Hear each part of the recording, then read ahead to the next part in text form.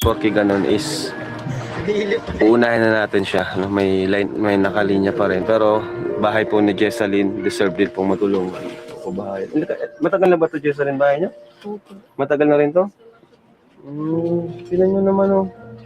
Sinong gumawa na niyang mga tapal-tapal na yan? Si mama po. Si mama mo na? Grabe. So, kumusta sino kasama mo ngayon? Si kapatid ko po. Nagiging pa lang. Okay Wala lang. po kasi si mama. Grabe to. Tingnan niyo po dito, oh, mga kalingap. Ha? Sira. Di ba kwarto pa yan? Kwarto po ito ni Papa dati kasi sira na po. Oh.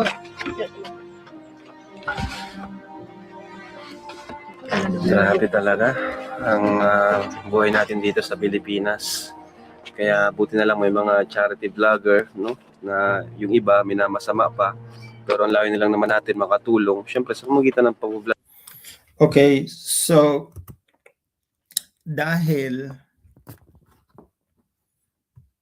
sandali lang ah. Okay. Ayusin ko lang dito sa akin. Okay. So, dahil hindi mo sila natulungan doesn't mean automatically na hopeless na lahat. Sa akin nga, kaya ako nagdi-disagree dito sa mga tulong-tulong na to because I want people to help themselves. I want people to find their own destiny, to freely choose and to freely make better choices para sa kanila, para sa pamilya nila. Kaya disagree ako dito. Para mawala din yung utang na loob na yan na nagbabind sa kanila. And also, para yung credit sa sarili mo. Kasi ikaw nagtaas sa sarili mo, you make good choices. So, ang nangyari doon sa mga good choices mo and sa perseverance mo is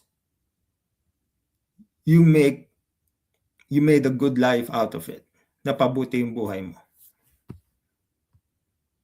Okay.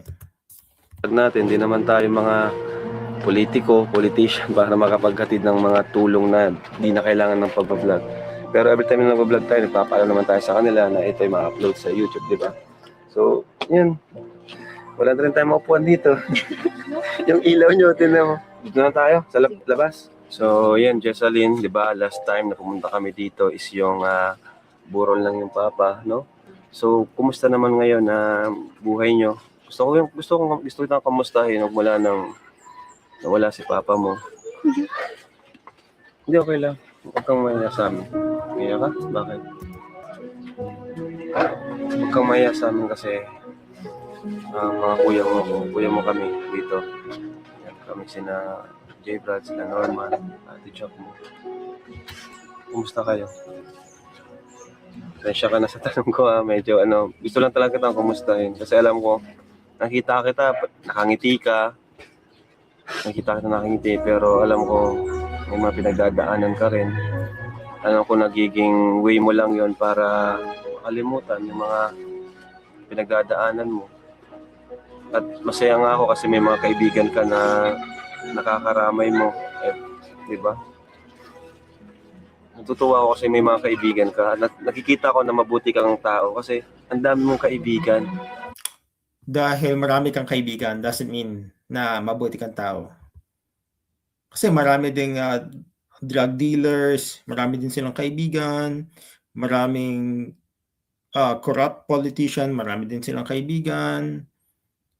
Doesn't mean marami kang kaibigan, mabuti kang tao. Depende yan sa kaibigan mo, ano ang values nila, ano yung character nila. Yun, yung mga ganon factor.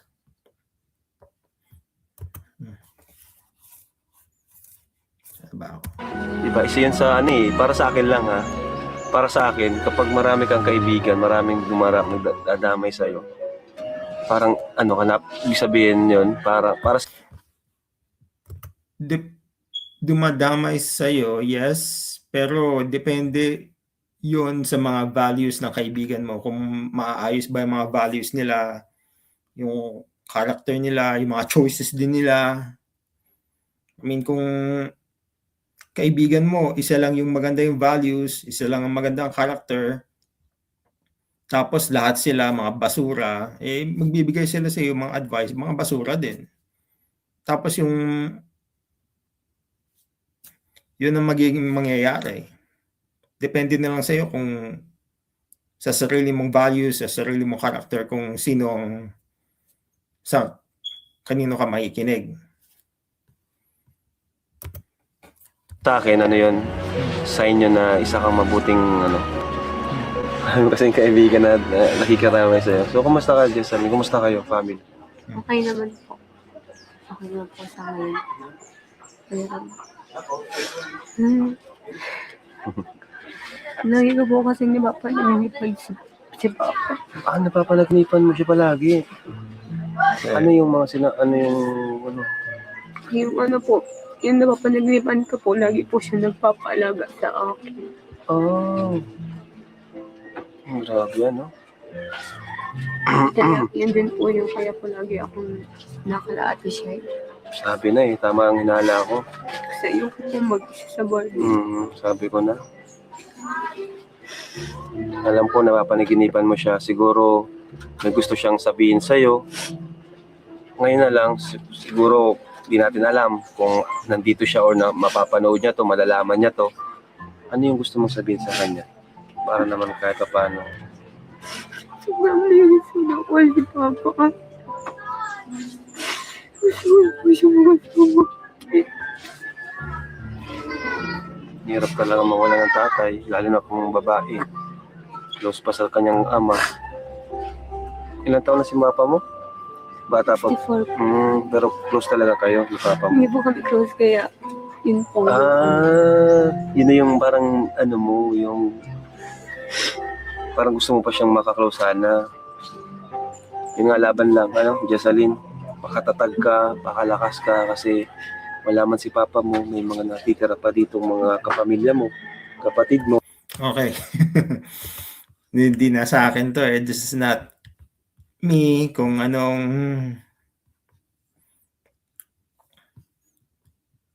hindi ko naman alam kung ano nangyari sa tatay niya. Hindi ko alam kung paano namatay.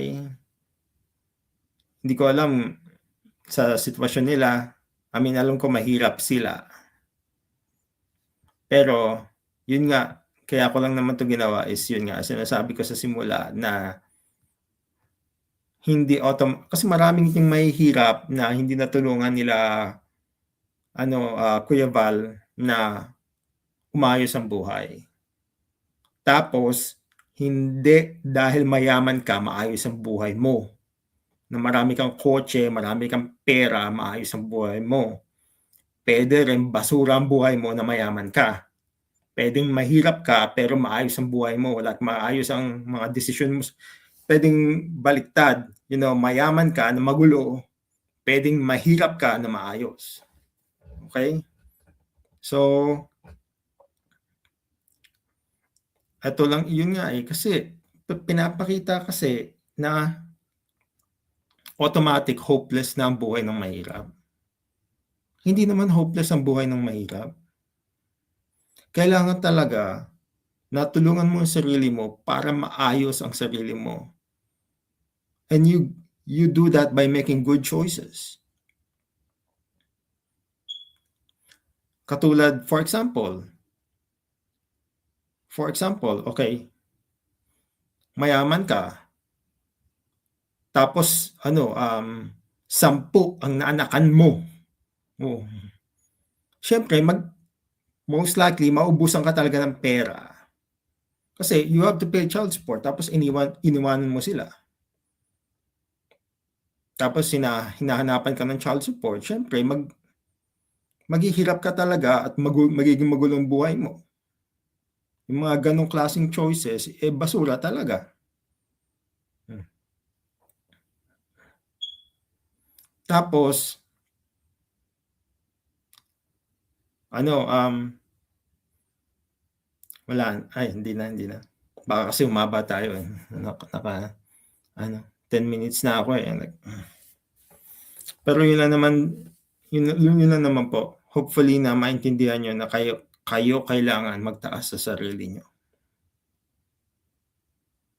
Taas nyo ang sarili nyo. You work hard or you persevere, and sabi ko nga, like, nothing is hopeless.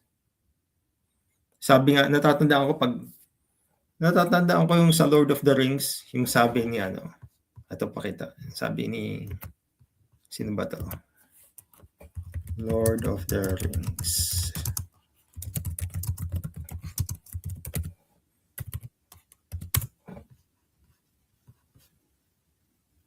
Ito. Papakita ko sa inyo.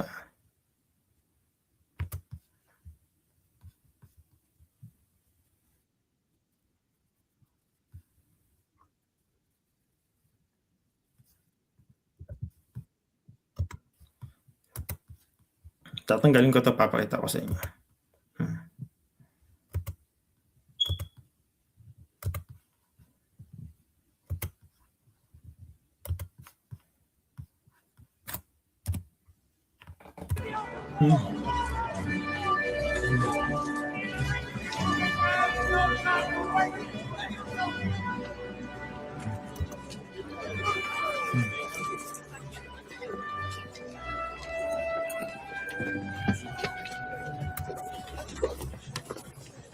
Give me your sword.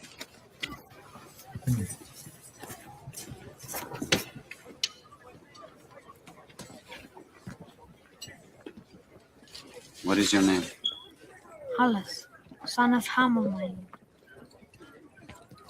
The men are saying that we will not live out the night. They say that it is hopeless.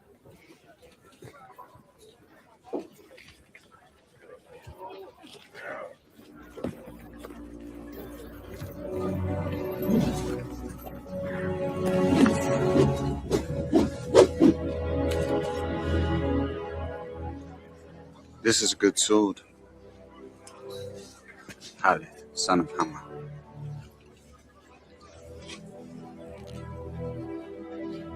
There is always hope. Yan ang lagi nyong sa buhay sa buhay. Yan lagi ang isipin niyo kahit gaano pa kahirap. There's always hope. So, yun lang naman. Okay. Peace out.